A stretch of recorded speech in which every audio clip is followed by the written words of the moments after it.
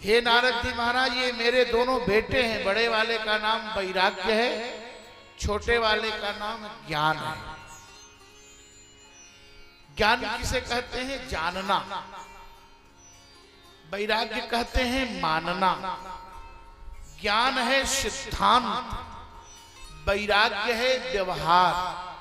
ज्ञान है थियरी, वैराग्य है प्रैक्टिकल।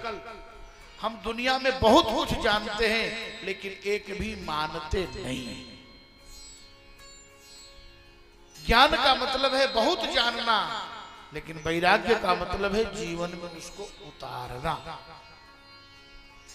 भक्ति महारानी के दोनों पुत्र ज्ञान और वैराग्य बूढ़े हैं।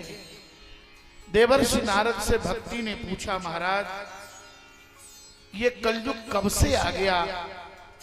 तो नारद जी ने कहा, देवी जिस दिन भगवान कृष्ण इस धराधाम को छोड़कर गए उसी दिन से कलयुग आ गया।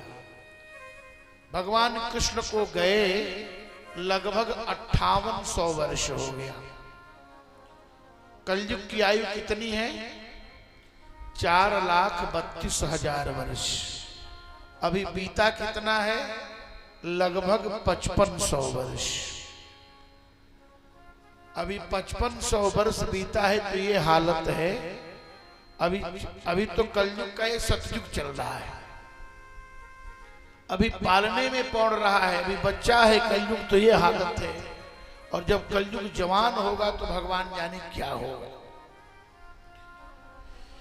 नारद जी महाराज से देवी भक्ति ने कहा, राजा परीक्षित ने कलयुग को क्यों नहीं दंडित किया? कलयुग के अंतिम शासक हुए महाराज परीक्षित। नारद जी की बात,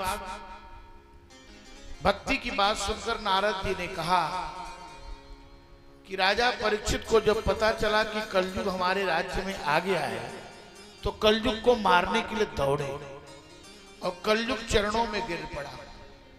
राजा परीक्षित को उनके पितामह ने 3 बात कही थी। युधिष्ठिर महाराज 3 बात बताकर गए थे। शरण में शत्रु आ जाए तो क्षमा कर देना, आंखों के आगे पाप होते मत देखना, और अतिथि का सम्मान करना।